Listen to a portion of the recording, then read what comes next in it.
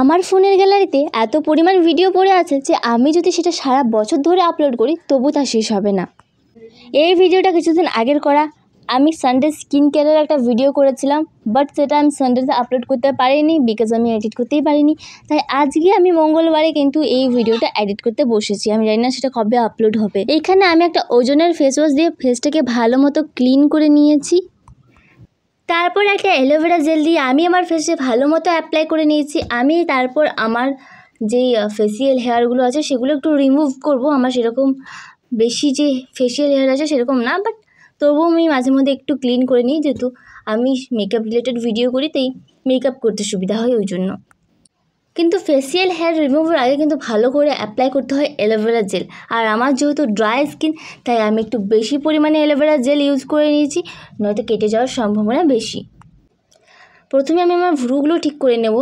আর সত্যি বলতে আমার এইগুলো ভীষণ ভয় লাগে, বাট তবুও আমি মাঝে মধ্যে এইগুলো করে থাকি বিকজ আমার ভিডিও করতে সুবিধা হয় এই জন্যে। আমি পুরো ভিডিওতে কতবার যে বিকজ এই কথাটা বলছি আমি নিজেও জানি না, কারণ এটা আমার অভ্যাস হয়ে গেছে guys, so please don't mind.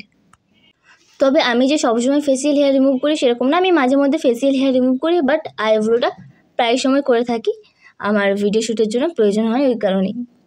আর তাছাড়াও ফেসিয়াল হেয়ার রিমুভ করার পর কিন্তু আমাদের ফেসটাকে অনেকটা ক্লিন লাগে, যার কারণে আমার কিন্তু অনেক ভালো লাগে এই ফেসিয়াল হেয়ার রিমুভ করতে। আর এই রেজারটা দিয়ে কিন্তু খুব ভালো মতো ফেসিয়াল হেয়ার রিমুভ হয়ে যায়। ফেসিয়াল হেয়ার রিমুভের পর আমি একটা ভালো ফেস মাস্ক ইউজ করব।